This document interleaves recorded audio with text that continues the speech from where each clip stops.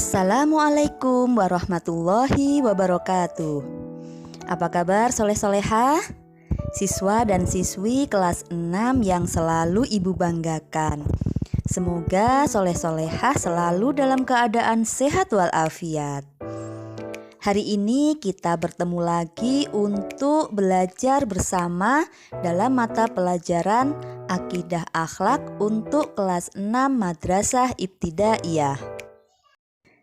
Pada bab sebelumnya, soleh-solehah sudah belajar tentang akhlak terpuji. Nah, kali ini soleh-solehah akan belajar tentang jauhilah akhlak tercela. Kompetensi dasar yang hendak kita capai pada materi ini adalah yang pertama, 1.5, menerima kebenaran larangan Allah Subhanahu wa Ta'ala terhadap sifat pemarah, fasik, dan pilih kasih. 2.5, menunjukkan sikap sabar sebagai wujud memahami sifat tercela pemarah, fasik, dan pilih kasih. 3.5, memahami makna dan implikasi sifat pemarah, fasik, dan pilih kasih serta cara menghindarinya. Dan 4.5, menyajikan contoh cara menghindari sifat pemarah, fasik, dan pilih kasih. Untuk cakupan materi pada bab ini bisa kita lihat pada peta konsep atau bagan ini. Baiklah soleh-solehah, sekarang amatilah gambar yang ibu sediakan ini. Ini adalah contoh dari akhlak yang tidak terpuji. Yang pertama, gambar orang yang sedang marah-marah. Yang kedua, asyik main HP sampai lupa kewajiban. Dan yang ketiga, berteman hanya berpikir untung saja. Ya, jadi akhlak adalah sifat manusia untuk bergaul dan berinteraksi dengan orang lain. Kita mengenal ada akhlak terpuji dan akhlak yang tercela. Dan di bab ini kita akan belajar menjauhi akhlak tercela, pemarah, fasik, dan pilih kasih. Yang pertama adalah pemarah. Marah merupakan luapan perasaan seseorang yang tidak senang karena sesuatu, mungkin karena dihina, dibohongi, atau suatu keinginan yang tidak tercapai atau sebab lainnya. Marah merupakan bentuk akhlak tercela sehingga harus dihindari. Marah termasuk perbuatan setan yang tidak boleh kita ikuti. Orang yang sedang marah akan mudah tersinggung dan mudah melakukan hal-hal yang buruk karena tidak dapat mengendalikan diri. Nah, kemarahan dalam diri seseorang bisa dilihat melalui tanda-tanda yang ada serta dirasakan. Berikut adalah tanda-tanda orang yang sedang marah. Yang pertama, mengejangnya urat dan otot serta memerahnya wajah dan kedua mata. Yang kedua, wajah yang cemberut atau muram dan dahi yang mengerut.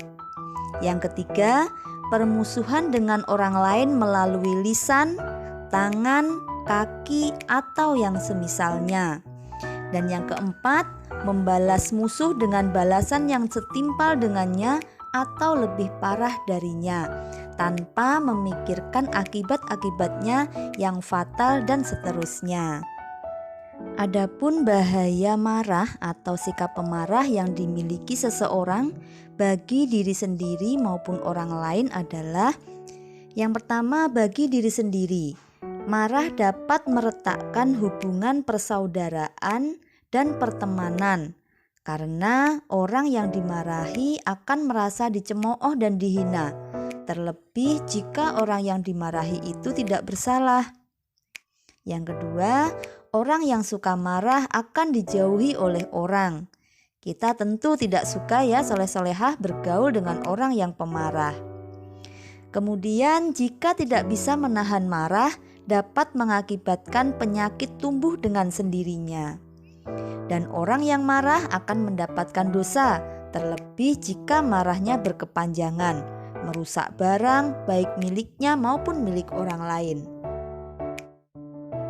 Sedangkan bahaya bagi orang lain adalah membuat orang lain tidak mau berurusan dengannya. Hal ini dapat menimbulkan rasa takut dan benci. Kemudian menimbulkan kerusakan sehingga membuat kerugian bagi orang lain. Merusak perdamaian karena pemarah biasanya mendahulukan emosi daripada kesabaran. Cara menghindari sifat marah adalah yang pertama, berpikir tentang ayat atau hadis tentang keutamaan menahan marah. Kemudian menakut-nakuti diri dengan siksa Allah bila ia tetap meluapkan marahnya. Yang ketiga, menakut-nakuti dirinya tentang akibat dari permusuhan dan pembalasan. Yang keempat, membaca ta'awudz saat marah. Yang kelima, merubah posisi saat marah. Bila berdiri, duduklah. Bila engkau duduk, tidurlah miring. Dan yang terakhir adalah diam menjaga lisan. Akhlak tercela berikutnya adalah fasik. Secara bahasa, fasik adalah keluarnya sesuatu dari sesuatu yang lain dalam keadaan rusak. Sedangkan secara istilah adalah keluar dari ketaatan kepada Allah Subhanahu wa Ta'ala dengan terjatuh pada perbuatan yang tergolong dosa besar dan menyimpang dari jalan yang benar selain syirik. Orang yang fasik suka melakukan maksiat, meninggalkan perintah Allah Subhanahu wa Ta'ala dan menyimpang dari jalan yang benar. Atau orang yang mengaku beragama Islam akan tetapi senantiasa berbuat dosa atau kemaksiatan. Soleh-solehah, fasik adalah perbuatan yang sangat dilarang oleh ajaran Islam. Karena perbuatan fasik adalah perbuatan setan yang senantiasa berperilaku menyimpang. Hal ini disebutkan dalam firman Allah, yaitu A'udzu billahi minasyaitonir rajim. Bismillahirrahmanirrahim. Al-munafiquna wal munafiqatu ba'duhum min ba'd. Ya'muruna bil munkari wa yanhauna 'anil ma'rufi wa yaqbiduna aydiyahum. Nasullaha fanasiyahum. Innal munafiqina humul fasiqun. Yang artinya, orang-orang munafik laki-laki dan perempuan satu dengan yang lain adalah sama. Mereka menyuruh berbuat yang mungkar dan mencegah perbuatan yang ma'ruf. Dan mereka menggenggamkan tangannya kikir. Mereka telah melupakan kepada Allah, maka Allah melupakan mereka pula. Sesungguhnya orang-orang munafik itulah orang-orang yang fasik. Quran Surah At-Taubah ayat 67. Soleh-solehah, fasik dapat berakibat pada kerusakan seseorang. Berikut ini adalah bahaya fasik. Yang pertama, tidak dipercaya oleh manusia. Karena salah satu ciri orang fasik adalah perkataannya tidak sesuai dengan kenyataan. Dia menyatakan sebagai orang Islam tetapi melakukan maksiat atau dosa besar. Nah, orang seperti ini tidak akan dipercaya oleh manusia. Yang kedua, Allah tidak memberi petunjuk bagi orang fasik. Dan yang ketiga, Allah Subhanahu wa Ta'ala mengancam dengan siksa neraka jahanam bagi orang yang fasik. Kita harus berusaha menghindari sifat atau sikap fasik dalam kehidupan sehari-hari. Ini ada beberapa cara menghindari sifat fasik, yaitu yang pertama, kembali kepada kitab suci Al-Quran. Jadi setiap hal yang terjadi harus kita kembalikan kepada kitab suci Al-Quran. Kemudian yang kedua, berperilaku sesuai aturan agama Islam. Jadi semua amalan kita adalah berdasarkan ajaran yang ada dalam agama Islam. Dan yang ketiga, memahami betapa besar kerusakan dan bahaya akibat fasik ini. Harus kita ingat bahwa hukuman yang paling besar bagi orang fasik adalah neraka. Jadi supaya kita menghindari sifat fasik ini. Selanjutnya, soleh-solehah, pilih kasih. Pilih kasih artinya memihak atau berat sebelah.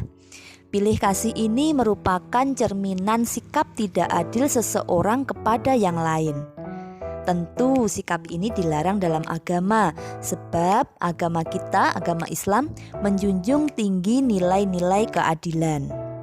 Pilih kasih biasanya terucap dari mulut seseorang yang merasa kecewa ketika seseorang merasa diperlakukan berbeda dengan yang lain, sementara ia merasa memiliki hak serta status yang sama dengan orang lain yang diperlakukan lebih baik tersebut.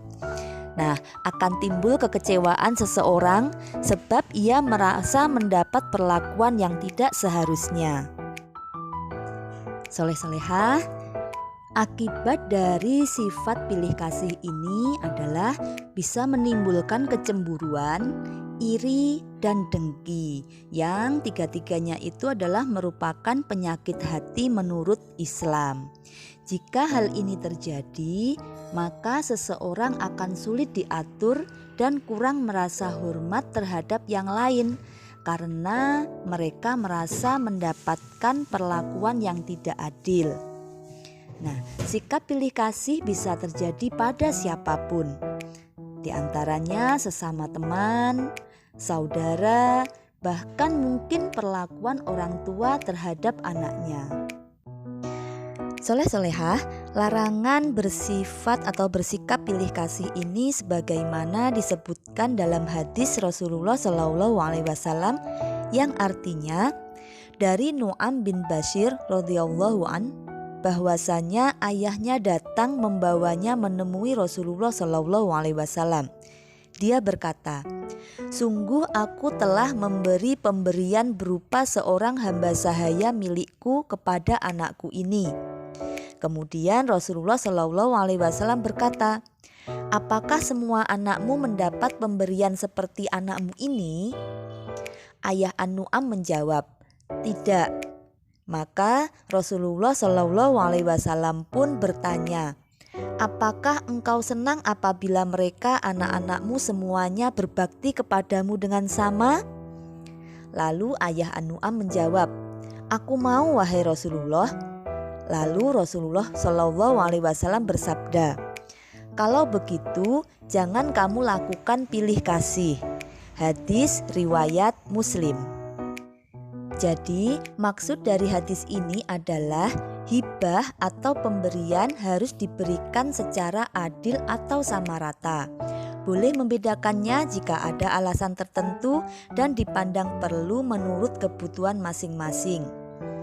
Contohnya, anak yang duduk di bangku madrasah aliyah membutuhkan biaya sekolah lebih banyak daripada adiknya yang masih duduk di bangku madrasah ibtidaiyah. Kemudian anak yang menderita penyakit tertentu membutuhkan biaya yang lebih banyak daripada saudaranya yang tidak menderita sakit. Maka jika terjadi hal seperti itu, orang tua boleh melebihkan kebutuhan salah satu dari anak yang lainnya. Jadi hal tersebut sebatas kebutuhan mereka, karena ini termasuk kewajiban yang diberikan orang tua kepada anaknya. Soleh-solehah, sebagai seorang muslim yang bertakwa, seharusnya kita menjauhkan diri dari sifat pilih kasih. Cara menghindarinya adalah yang pertama dengan berbuat adil. Yang kedua, bertanggung jawab terhadap apa yang kita lakukan. Yang ketiga adalah selalu berusaha untuk bersikap sabar. Nah, ketiga cara ini dapat menghindarkan kita dari sifat atau sikap pilih kasih. Nah, soleh-solehah, demikianlah materi yang kita pelajari hari ini. Semoga dengan kita mengetahui larangan, kemudian akibat, dan cara menghindarinya, kita bisa menerapkannya sehingga kita dapat membiasakan diri kita untuk selalu berakhlak terpuji dan meninggalkan akhlak tercela atau mazmumah. Terima kasih. Wassalamualaikum warahmatullahi wabarakatuh.